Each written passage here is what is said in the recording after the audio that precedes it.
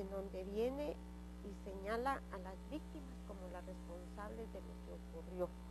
Yo quiero aprovechar para pedirle perdón a la familia Franco, porque me imagino que para doña Yolanda el ver, el escuchar lo que se está diciendo de lo sucedido esa noche, que es una total tergiversación de lo que sucedió, debe ser muy doloroso, porque no solo le mataron a 4 seres queridos. Espantoso, cuando repasamos los hechos.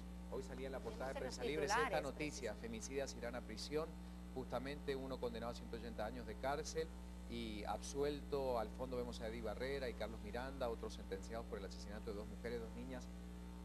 Si repasamos la historia, es que cuesta imaginar que exista en la mente de estas personas un crimen de estas características. Y ayer, como usted decía, conocemos esta sentencia y nos quedamos con esa sensación, ¿verdad?, de qué ocurre cuando es un hecho tan lamentable. Y este es un precedente para qué, Norma, y qué se hace en este tipo de casos. ¿Cómo se reacciona como sociedad y usted como cabeza de Fundación Sobrevivientes? Mira, la reacción es, como te digo, de decir, no, yo no voy a aceptar esta sentencia. No voy a aceptar esta sentencia porque es un tribunal que en repetidas ocasiones nosotros tenemos una queja contra ellos. Ha venido emitiendo este tipo de sentencias en donde viene y culpabiliza a las víctimas y nos deja libres a violadores y asesinos, siendo un tribunal especializado. Óigame bien, no cualquier tribunal, especializado, porque estamos hablando de un tribunal de femicidios. O sea, se supone que los jueces tienen otro perfil. Segundo, rechazo completamente el que se haya dejado. Yo no me opongo que alguien quede libre cuando es inocente, pero aquí toda la lógica nos dice, para dominar a 4 personas, atarlas, violentarlas sexualmente, como se pudo establecer durante el juicio, se necesita de más de 2. Quedó comprobado, ¿verdad? Hubo uso de armas de fuego, quedó comprobado, de toda una logística para desaparecer los cuerpos. Es una sentencia que de veras no tiene ni pies ni cabeza, y más aún cuando sale diciendo la juez que fue un acto de lujuria. De lujuria, que ese fue el móvil. Es que eso fue también lo que llamó la atención cuando dice, bueno, esto fue motivado y provocado por la lujuria. O sea, hasta suena... Es ridículo. Escucharlo así de esa manera, esos términos, ¿verdad? Ya no se utilizan, ni crímenes pasionales. Es un vocabulario que salió de circulación desde el momento en que se logra de establecer realmente qué es el femicidio, qué es la misoginia, o sea, todos esos términos salen de circulación. Yo quiero decirles aquí, y porque yo sé que para doña Yolanda es muy duro oír que sus seres queridos, estas mujeres tenían 30 años de vivir en ese lugar, sí. 30 años. Todos los testimonios nos dicen que eran personas rectas, mujeres trabajadoras, humildes, eso sí, ¿verdad? Y esa noche, Ricardo, y no me lo contaron, yo lo vi. Yo estuve en esa casa. Yo me tropecé con las mochilas nuevas, porque ese había sido el primer día de clases de esas niñas, con sus cuadernos nítidamente forrados, con sus etiquetas, porque ellas eran devotas de la Virgen de Guadalupe, con sus tareas hechas ese día. O sea que ese día cenan, se empijaman, hacen tareas, porque al otro día las tenían que llevar. Entonces tú dices, ¿en dónde hubo ahí ese alboroto, esa lujuria que plantea el tribunal? Es faltarles al respeto, es querer culpabilizar a las víctimas, es echar una carga más.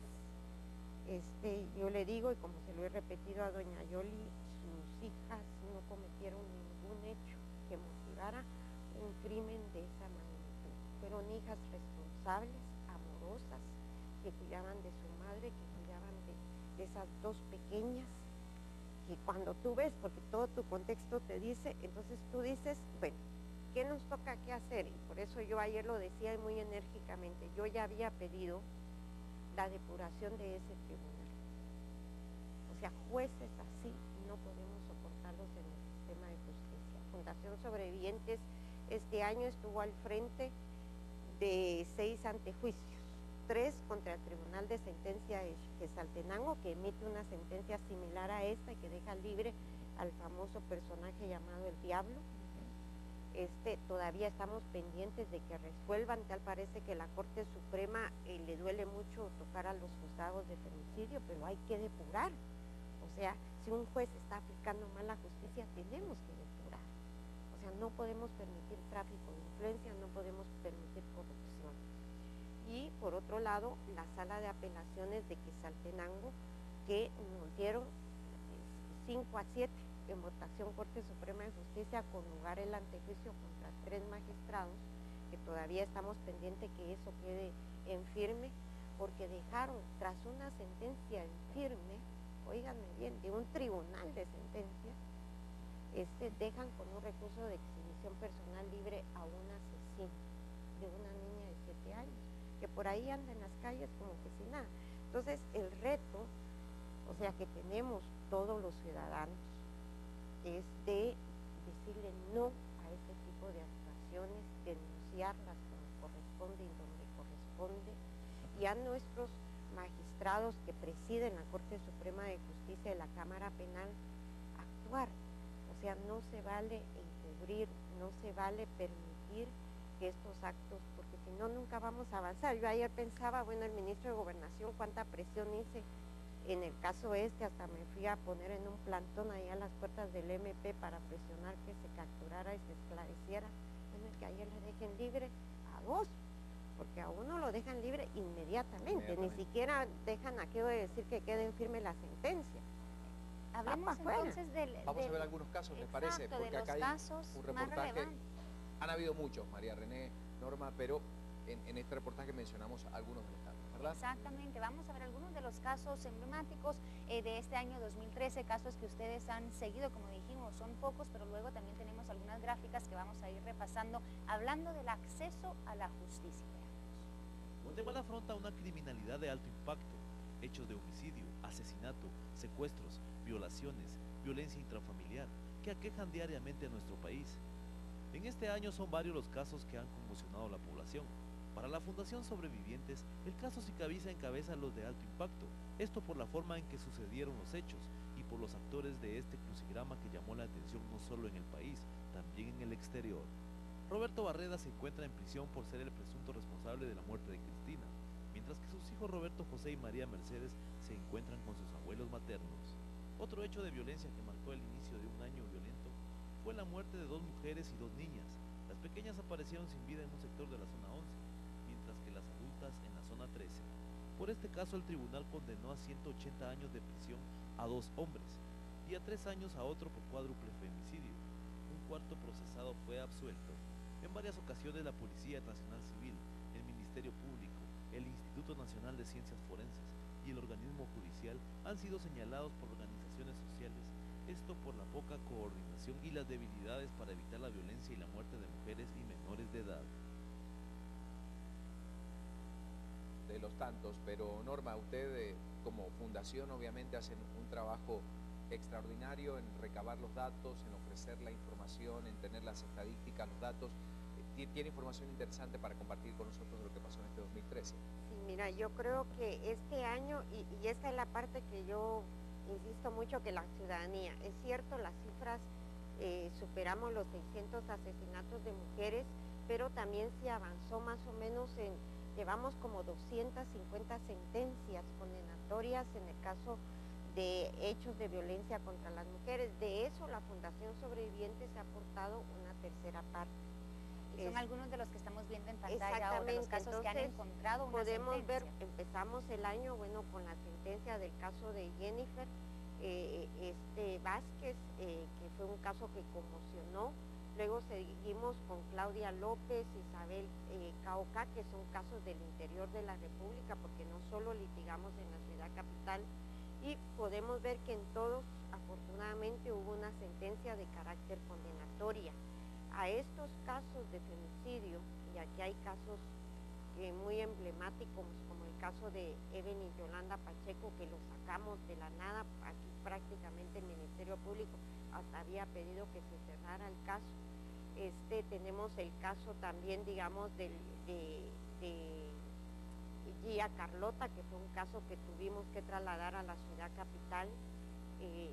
Tenemos el caso también de ayer de la sentencia, tenemos el caso también de Victoria Bravo, que fue la semana pasada, un caso que tuvimos mucha preocupación de que quedara en la impunidad. Afortunadamente se dictó sentencia. Si ustedes pueden ver, son casos de mujeres jóvenes en donde logramos, digamos, ahí tener, digamos, sentencias favorables. A este se suma la sentencia del caso de los violadores de la Roosevelt. Aquí tenemos solo femicidios, pero tenemos el caso de los violadores de la Roosevelt, que fue un caso también, una estructura que logramos desarticular afortunadamente. ¿Qué nos muestra esa gráfica, Norma? Esta gráfica nos muestra las sentencias que teníamos programadas para cada mes, que son las rojitas, y lo verde nos indica cuántos fueron condenados. Si ustedes se dan cuenta, hay una diferencia. A veces son 2 casos, pero el número de condenados es mayor, porque en los casos de violencia contra la mujer estamos viendo que están participando más de un actor. Entonces ya ahí, y esto es muy importante, cuando hay más de 2 participando, ya entra el delito de asociación ilícita, por lo tanto la pena es mayor. ¿Cuáles son los delitos más comunes, Norma? Los delitos más comunes está violencia sexual, que es el que va a la cabeza, está muertes violentas de mujeres.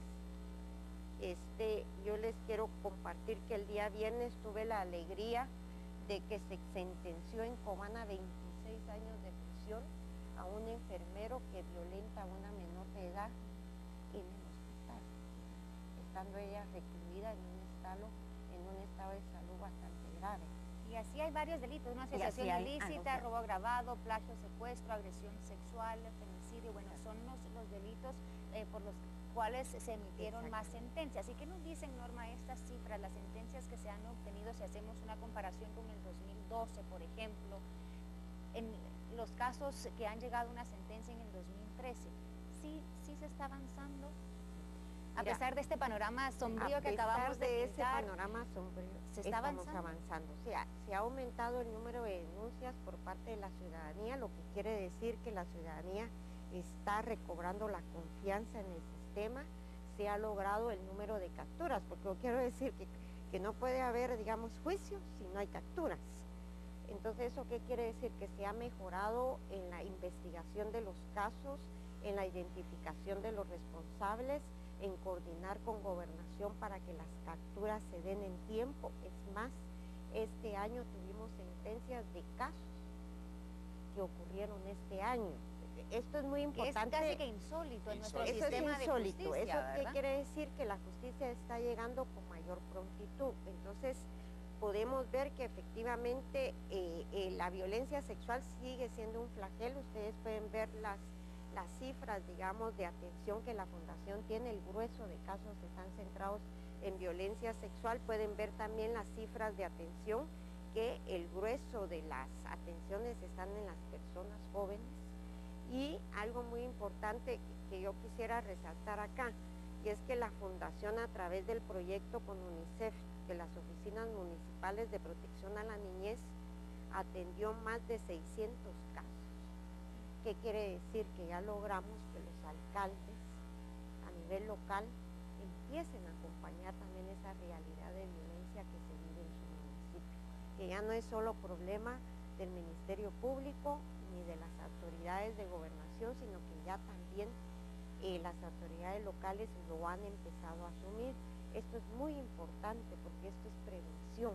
Esto va a evitar que se sigan dando estas cifras negras, digamos, a nivel local, sino empezar a contrarrestar esa violencia que hoy por hoy se da. Más mujeres denuncian, hay más espacios abiertos. Yo siempre, ahorita que vemos estas estadísticas con estos casos, mucho se hablaba del caso Sicavisa, pero en realidad fue muy mediático por todas las características del mismo, pero podemos ver que son muchos los otros casos a los que se le ha dado seguimiento, son muchos los delitos, por supuesto, que han tenido sentencia, y un poco el caso de Cristina Sicavisa sirvió también para que muchísimas otras mujeres se animaran a denunciar.